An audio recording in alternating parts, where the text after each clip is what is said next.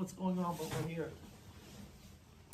Yo, call declined. Embarrassing. So Drake finally dropped his supposed comeback album after with the whole thing with the Super Bowl, like after all the controversy. How much Drake's been in the media, I kind of forgot that his last album was For All the Dogs, but then I remember that it was just diss tracks. He's dropped a lot of music, and technically there was 100 gigs too. But yeah, last night he dropped the album with PARTYNEXTDOOR. I'm not gonna say the name because I'm still not allowed to say bad words. And I'm not gonna lie, dude, I think he has the drop on Kendrick so far, as in like out of the past two albums, whose was better, and I'm gonna elaborate on that. But I also wanted to say that I was watching Rapaholicz video about it, and I'm gonna talk about some of the things on there because I agree with some of the stuff, but I disagree with some of the stuff. But basically, the whole thing with Drake's lawsuit against Not Like Us and the UMG group, and it, like we all know, it was an attempt to just get Kendrick to not play it at the Super Bowl. And he was like, "Oh, any lawyers who are watching, make sure to like let me know." And I don't know if you know this, but I'm actually a lawyer. No, I'm just kidding. My mom is a lawyer. My mom does like family law, so this isn't really her thing. But I gave her the context of like, okay, so the whole beef was happening, and then Kendrick called him a pedophile and Not Like Us, but there's not really like 100% evidence, and y'all can get out of here with him kissing some 17-year-old on stage or whatever. That's like not pedophilia technically. Like nobody said it's normal, bro. Like don't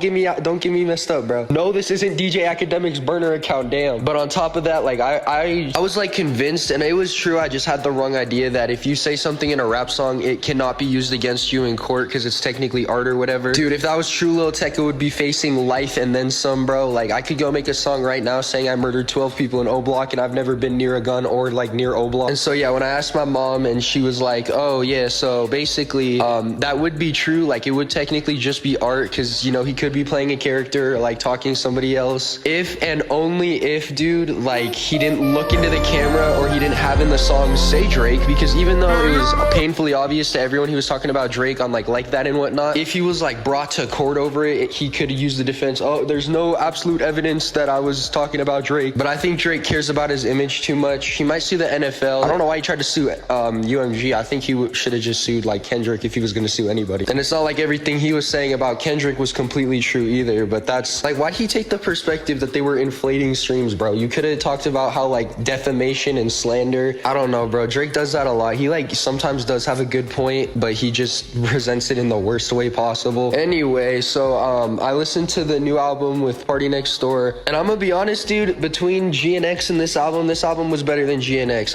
I know I said it, bro. Like the album wasn't absolutely life-changing, but y'all know I said I do not like Drake with the melodies. I do like Drake when he acts tough. Like I don't even listen to R&B for real. The only genre other than rap I even like is like rock, I guess. I like My Chemical Romance. But yeah, no, I've listened to Drake's R&B in the past and his collabs with PARTYNEXTDOOR like in preparation, and my hopes were not high. And he did, you know, it wasn't the greatest thing ever, bro. It was probably a solid like 6 out of 10. I probably need to listen to it again. Highlights of the album listening experience were definitely not the first song. He catfished me with that, like a reverse catfish, because I was like, damn, this album's gonna be terrible. Dude, Moth Balls though, dude, I just said that. What I was saying is Moth Balls is a really, really good song. I remember the third song was even better, dude. I remember he went on a little like 3-track run of songs that could all touch the playlist for real. But what the hell are these song names, bro? He was talking about some Spider-Man, and that was like one of the best songs on the album. But Drake, like I said, you need to act your age, bro. And there was actually a rap song on here, Give Me a Hug. Give Me a Hug is one of the best songs on the album. Actually, it is the best song on the album. It's one of my favorite Drake songs. I've had it on repeat. I don't know why the hell he'd call it Give Me a Hug, bro, because I don't know, bro. You can't even say that no more. Where my hug at? But he was rapping, and I'm tired of people saying he was like obsessed with the beef, because like obviously Kendrick's more obsessed with the beef, bro. Pause. Like a good rebuttal. They were like, he was like the Drake elimination, fake intimidation, or some whatever. And the whole time, dude, it was one of the like fastest, most lyrical rapping Drake verses we've gotten in a long time. So that was like a breath of fresh air. As everyone loves to say I'm white, I'm just gonna say this here.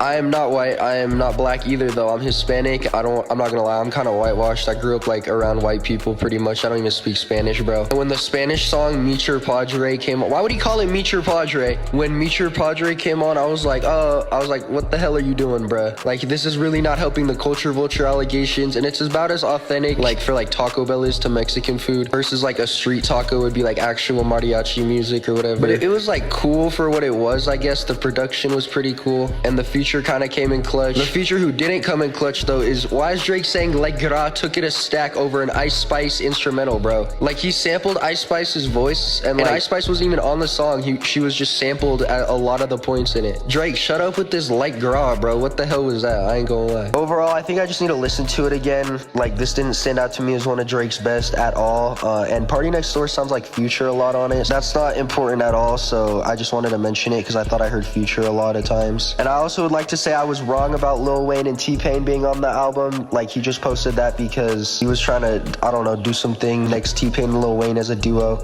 And y'all are not even close, bro. Y'all are Canadian. Get out of here. But other than that, dude. Oh yeah, so basically another drama is that he stole the album cover from Freddie Gibbs, where Freddie Gibbs had the $3 signs, and for the tracklist rollout, like if you look at the picture of the tracklist during the rollout for SSS, he used these like cartoon Bugs Bunny looking people. And Freddie Gibbs had the same like SSS $ type name to his album, and the cover was the same kind of cartoon rabbit, so the thought is that he was biting. And I will say, yeah, that does look pretty weird. Like, I don't know why Drake needs to bite from these like smaller artists. You're the biggest artist ever, bro. And I don't really know what kind of music Freddie Gibbs makes. I've heard his thing on Back to Me, and that doesn't sound like anything off this album. So I don't know if he bit the sound or not, but I don't know. Like, what?